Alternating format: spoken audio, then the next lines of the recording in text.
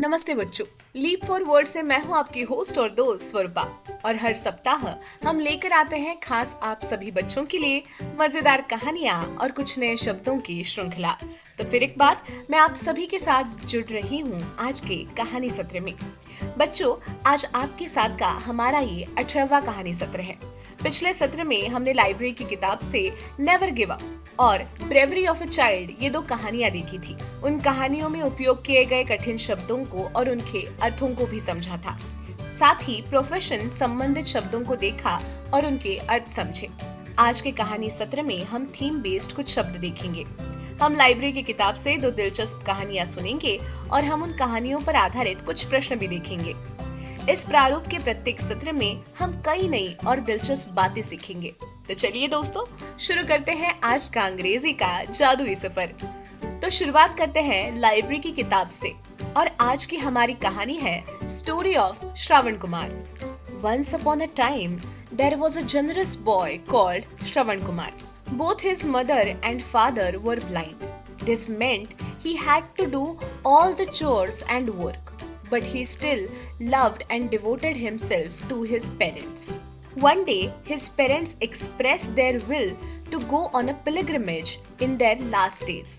Shravan Kumar was determined to fulfill his parents' wish. He built a carriage that consisted of 2 baskets tied by 3 ropes to a rod, which would be used to carry the baskets. He put his parents in the basket, mother in one and father in another, and held the rod on his shoulders. Then he went with his parents on a pilgrimage. On the way, his parents wanted some water, so Shravan Kumar stopped to fill a bucket of water for them from a river. At the same time, there was a king by the name of Dashrath hunting in the forest. And when he heard the sound of water in the river, he thought he had listened to an animal, so he shot an arrow. Unfortunately, it was not an animal but Shravan Kumar. The arrow hit Shravan Kumar, and he was close to death. When Dashrath realized what he had done, he felt very sorry and asked Shravan Kumar how he could help to ease his pain. In his last breaths, Shravan Kumar recited his story to Dashrath and begged him to give his parents water. Dashrath filled up water and gave it to blind parents. Then he told them what had happened and asked for forgiveness. On hearing what happened, both parents were sorrowful and cursed Dashrath that he would also die because of the loss of a son. The parents then drowned themselves in the same river. Moral: Devotion to parents is the highest duty. अब आइए देखें कि हिंदी में इस कहानी का मतलब क्या है। कहानी का नाम है स्टोरी ऑफ श्रवण कुमार, यानी कि श्रवण कुमार की कहानी। Once upon a time, there was a generous boy called Shravan Kumar. एक समय की बात है, श्रवण कुमार नाम का एक आज्ञाकारी लड़का था। Both his mother and father were blind. This meant he had to do all the chores and work, but he still loved and devoted himself to his parents. उसके माता और पिता दोनों अंधे थे। इस वजह से उसे सारे काम करने पड़ते थे, लेकिन फिर भी वो अपने माता पिता से प्यार करता था और उनके प्रति समर्पित था। One day, his parents expressed their will to go on a pilgrimage in their last days. एक दिन उसके माता पिता ने अपने अंतिम दिनों में तीर्थ यात्रा पर जाने की इच्छा व्यक्त की। Shravan Kumar was determined to fulfill his parents' wish. He built a carriage that consisted of 2 baskets tied by 3 ropes to a rod, which would be used to carry the baskets. Shravan Kumar ने अपने माता पिता की इच्छा पूरी करने की ठान ली। उसने एक गाड़ी बनाई जिसमें एक छड़ से 3 रस्सियों से बंधी 2 टोकरियां थी, जिसका उपयोग टोकरियों को ले जाने के लिए किया जाता था। He put his parents in the basket, mother in one and father in another, and held the rod on his shoulders. Then he went with his parents on a pilgrimage. उसने अपने माँ को एक में और अपने पिता को दूसरे में बिठाया और छड़ी को अपने कंधों पर रख लिया। फिर वो अपने माता पिता के साथ तीर्थ यात्रा पर चला गया। On the way, his parents wanted some water, so Shravan Kumar stopped to fill a bucket of water for them from a river. रास्ते में उसके माता पिता को पानी चाहिए था, इसलिए श्रवण कुमार एक नदी से उनके लिए एक बाल्टी पानी भरने के लिए रुका। At the same time, there was a king by the name of Dashrath hunting in the forest. And when he heard the sound of water in the river, he thought he had listened to an animal. So he shot an arrow. उसी समय दशरथ नाम का एक राजा जंगल में शिकार कर रहा था और जब उसने नदी में पानी की आवाज सुनी तो उसने सोचा कि उसने किसी जानवर की आवाज सुनी, इसलिए उसने तीर चला दिया। Unfortunately, it was not an animal but Shravan Kumar.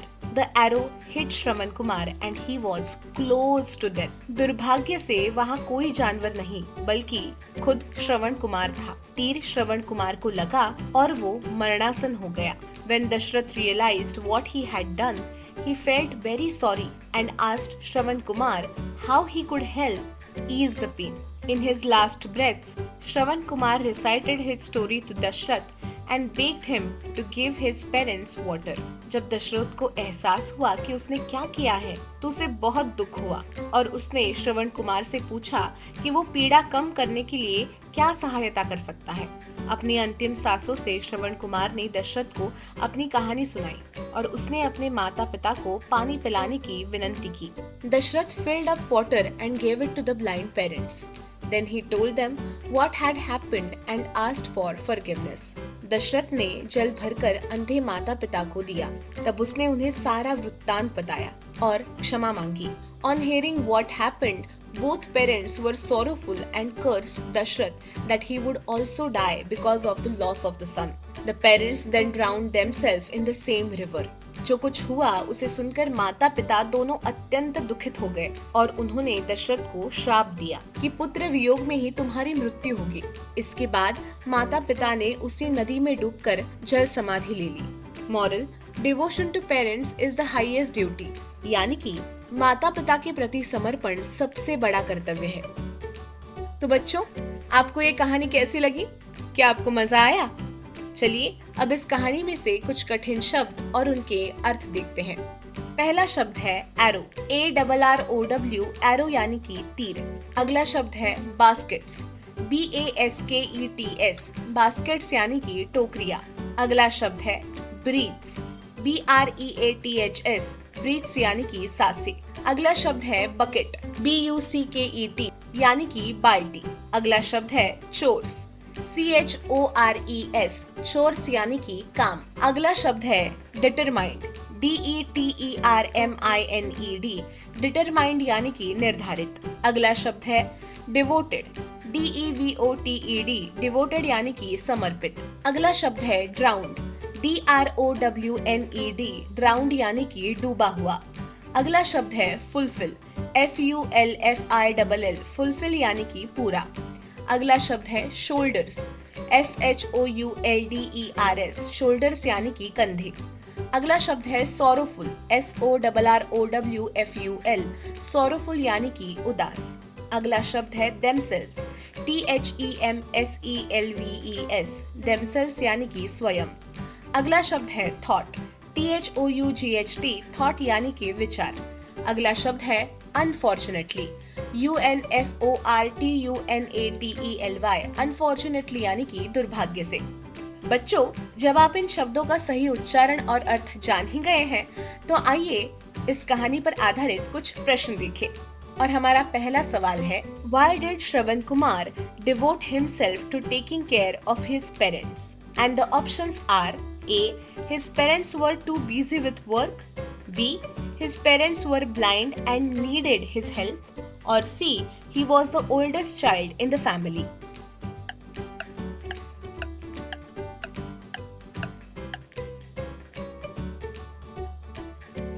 Next question. What did Shravan Kumar build to carry his parents on their pilgrimage? A. A wooden cart. B. A horse-drawn carriage. Or C. A palanquin made of 2 baskets tied to a rod.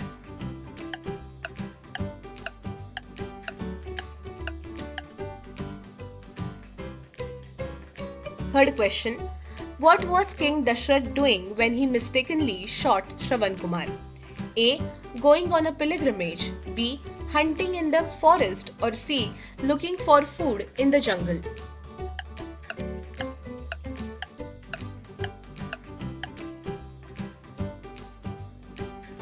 Fourth question. What did Shravan Kumar ask King Dashrath to do in his last moments? Options are A.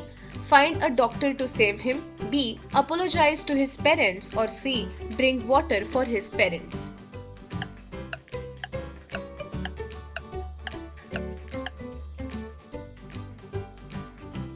And the last question.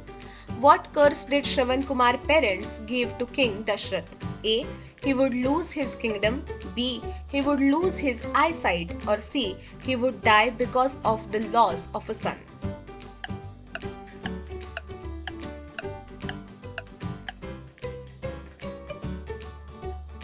अरे वाह, आपने तो सभी प्रश्नों का सही जवाब दिया। चलिए अगले भाग पर चलते हैं। अब हम कुछ शब्द देखेंगे। ये सभी शब्द थीम बेस्ड होंगे और आज की हमारी थीम है सी यानी कि समुंदर। हमारा पहला शब्द है ओशन, OCEAN। ओशन मतलब महासागर। बच्चों, इस पृथ्वी पर 5 महासागर हैं और उनमें प्रशांत महासागर यानी कि पैसिफिक ओशन सबसे बड़ा है।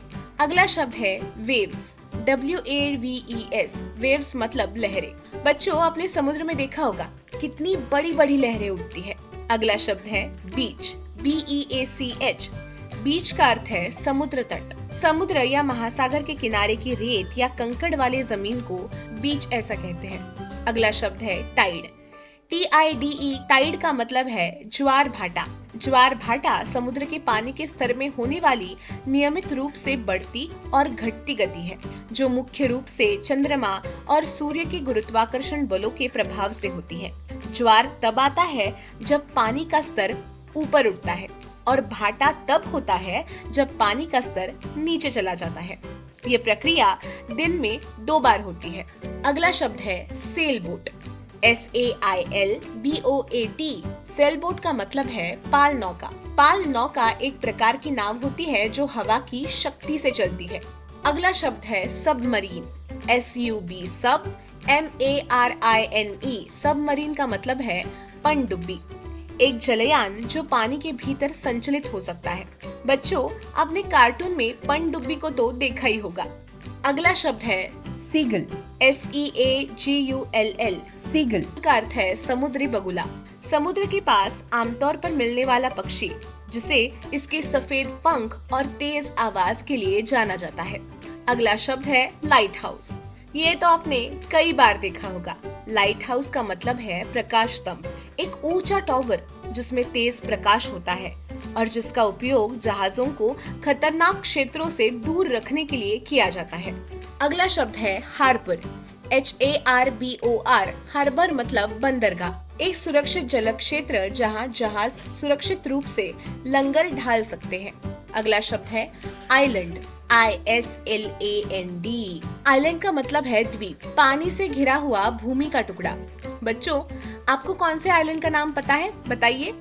अगला शब्द है पायरेट, PIRATE यानी कि समुद्री डाकू, एक ऐसा व्यक्ति जो समुद्र में जहाजों को लूटता है या उन पर हमला करता है।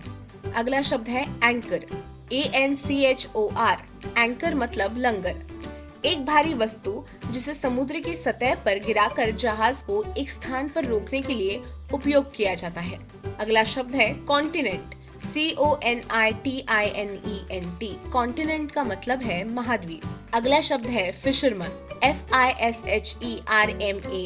फिशरमैन मतलब मछुआरा, एक व्यक्ति जो मछलियों को पकड़ता है, उनका शिकार करता है, उन्हें मछुआरा ऐसा कहते हैं। अगला शब्द है बे, BAY। बे मतलब खाड़ी, एक छोटा जलाशय जो आंशिक रूप से भूमि से घिरा होता है, जिसका समुद्र की ओर एक चौड़ा उद्घाटन होता है।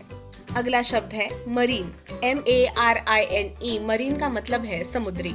अगला शब्द है कंपास, COMPASS। कंपास यानी कि दिशा सूचक यंत्र, दिशा दिखाने वाला उपकरण जिसे अक्सर नाविक इस्तेमाल करते हैं। अगला शब्द है life jacket, LIFEGACKET।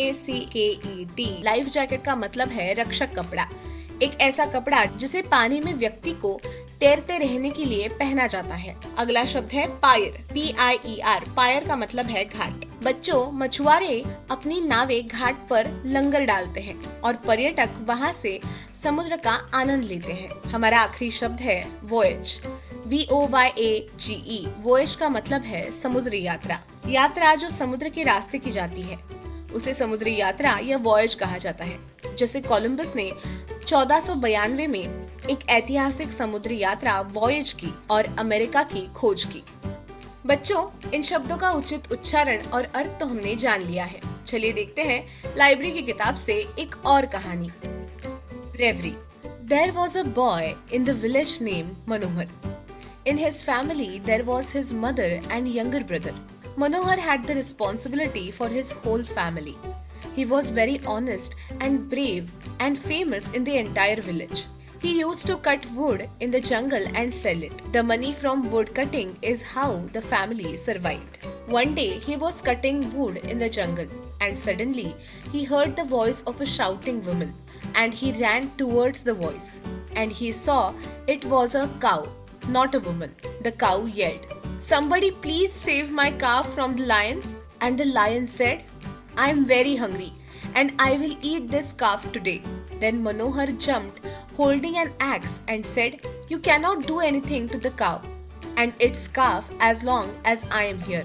Lion said, "I am also a creature. I eat flesh as food. Please tell me, what should I do? I need at least one flesh." The cow said, "Eat me." Calf said, "Eat me." But Manohar thought the mother and calf couldn't be separated. If one dies, then the other one also dies. Manohar told the lion to leave them and eat him. The lion got happy and moved further. As soon as it swooned on Manohar, Manohar closed his eyes. When Manohar opened his eyes, he saw the lion was god Shiva and the cow was goddess Parvati. They both appreciated Manohar's bravery and sacrifice. They bless him with lots of money. His house turns into a palace. And Manohar and his family live happily ever after. Moral: always stick to your virtue. अब देखते हैं हिंदी में इस कहानी का मतलब क्या है। ब्रेवरी यानी कि बहादुरी। There was a boy in the village named Manohar. In his family there was his mother and younger brother. गांव में मनोहर नाम का एक लड़का रहता था। उसके परिवार में उसकी माँ और छोटा भाई थे। Manohar had the responsibility for his whole family. He was very honest and brave and famous in the entire village. मनोहर पर अपने पूरे परिवार की जिम्मेदारी थी। वो बहुत ईमानदार और बहादुर था और पूरे गांव में प्रसिद्ध भी था। He used to cut wood in the jungle and sell it. The money from wood cutting is how the family survived. वो जंगल में लकड़ी काट कर बेचता था। लकड़ी काटने से मिलने वाले पैसे से परिवार का गुजारा चलता था। One day he was cutting wood in the jungle. Suddenly he heard the voice of a shouting woman and he ran towards the voice and he saw it was a cow, not a woman. एक दिन वो जंगल में लकड़ी काट रहा था। अचानक उसे एक औरत के चिल्लाने की आवाज सुनाई दी और वो आवाज की तरफ दौड़ा और उसने देखा कि वो औरत नहीं बल्कि गाय थी। The cow yelled, "Somebody please save my calf from the lion." And the lion said, "I am very hungry. I will eat this calf today." वो गाय चिल्लाई, "कोई है? कृपया मेरे बछड़े को शेर से बचा लो." और शेर ने कहा, "मुझे बहुत भूख लगी है, मैं आज इस बछड़े को खाऊंगा." Then Manohar jumped, holding an axe, and said, "You cannot do anything to the cow and its calf as long as I am here." Lion said, "I am also a creature. I eat flesh as food. Please tell me what I should do. I need at least one's flesh."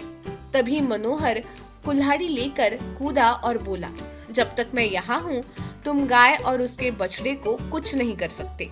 शेर ने कहा, "मैं भी एक प्राणी हूँ और मैं भोजन के रूप में मांस खाता हूँ। मुझे बताओ कि मुझे क्या करना चाहिए। मुझे कम से कम एक का मांस तो चाहिए." The cow said, "Eat me." Calf said, "Eat me." But Manohar thought the mother and calf couldn't be separated. If one dies, then the other also dies. गाय ने कहा, "मुझे खा जाओ." बछड़े ने कहा मुझे खा जाओ, लेकिन मनोहर ने सोचा कि माँ और बछड़े को अलग नहीं किया जा सकता। अगर एक मरता है तो दूसरा भी मर जाएगा। Manohar told the lion to leave them and eat him. Manohar ने शेर से कहा कि वो उन्हें छोड़ दे और उसे खा जाए। The lion got happy and moved further. As soon as it swooned on Manohar, Manohar closed his eyes. शेर प्रसन्न हो गया और आगे बढ़ा। जैसे ही उसने झपटा मारा, मनोहर ने अपनी आंखें बंद कर ली। When Manohar opened his eyes, he saw the lion was god Shiva and the cow was goddess Parvati. They both appreciated Manohar's bravery and sacrifice. They blessed him with lots of money. His house turns into palace and Manohar and his family live happily ever after. और जब मनोहर ने अपनी आंखें खोली तो उसने देखा कि वो शेर साक्षात भगवान शिव थे और गाय पार्वती देवी थी। उन दोनों ने मनोहर की बहादुरी और बलिदान की सराहना की। उन्होंने उसे ढेर सारा धन दिया और उसका घर महल में बदल गया और मनोहर और उसका परिवार सदा सुख से रहने लगे। Moral, always stick to your virtue, यानी कि हमेशा अपने नैतिक सिद्धांतों और मूल्यों पर दृढ़ रहना चाहिए। बच्चों, तो आपको ये कहानी कैसी लगी? क्या आपको मजा आया? चलिए देखते हैं इसमें से कुछ कठिन शब्द। पहला शब्द है अप्रिशिएट, APPRECIATE, अप्रिशिएट यानी कि प्रोत्साहित करना। अगला शब्द है फेमस, FAMOUS, फेमस यानी कि प्रचलित। अगला शब्द है फर्दर, FURTHER, फर्दर यानी कि आगे। अगला शब्द है लीव, LEAVE, लीव यानी कि छोड़ना। अगला शब्द है ओपन्ड, OPENED, ओपन्ड यानी कि खोला गया। अगला शब्द है somebody, SOMEBODY, somebody यानी कि कोई। अगला शब्द है suddenly, SUDDENLY, suddenly यानी कि अचानक। अगला शब्द है virtue, VIRTUE, virtue यानी कि पुण्य। अगला शब्द है whole, WHOLE, whole यानी कि पूरा। और आखिरी शब्द है younger, YOUNGER, younger यानी कि छोटा। जब आप इन शब्दों का सही उच्चारण और अर्थ जान ही गए हैं, तो आइए इस कहानी पर आधारित कुछ प्रश्न देखें और आपको मुझे इनके उत्तर इस पैराग्राफ की सहायता से देने होंगे। तो चलिए शुरुआत करते हैं। First question, who was responsible for Manohar's family? Options are A his younger brother, B his mother और C Manohar.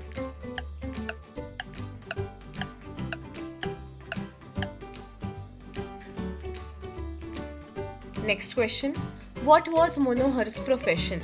A, he was a farmer. B, he cut wood in the jungle. Or C, he was a fisherman.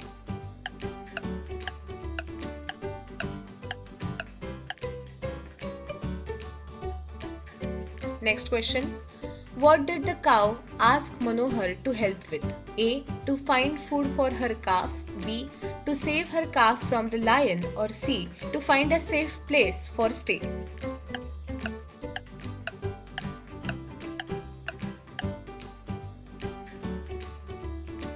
Fourth question, what did Manohar offer to the lion? A, to eat him instead of the cow and her calf. B, to leave the jungle. Or C, to give him money.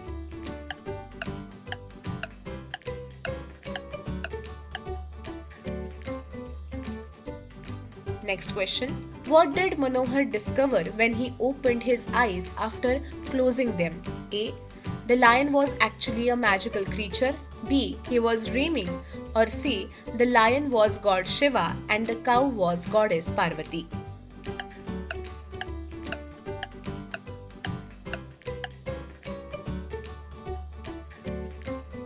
अरे वाह, आपने तो सभी प्रश्नों का सही जवाब दिया है। चलिए आगे बढ़ते हैं। तो दोस्तों, आपको आज का यह सेशन कैसा लगा? आज के सेशन में हमने थीम बेस्ड शब्द देखे और लाइब्रेरी की किताब से 2 कहानियां भी पढ़ी। आज के लिए हमारा ये सेशन यही समाप्त होता है। मिलते हैं अगले सत्र में। अगले सत्र में हम और भी नई कहानी और थीम बेस्ड शब्द सीखेंगे। आज के लिए बस इतना ही। अगर आपको आज का ये सेशन पसंद आया हो तो सेशन को अपने मित्रों के साथ साझा जरूर करें। साथ ही हमारे चैनल को लाइक करें और सब्सक्राइब करना ना भूलें। अब मिलते हैं अगले हफ्ते में। तब तक हंसते रहिए, खेलते रहिए और सीखते रहिए। Thank you.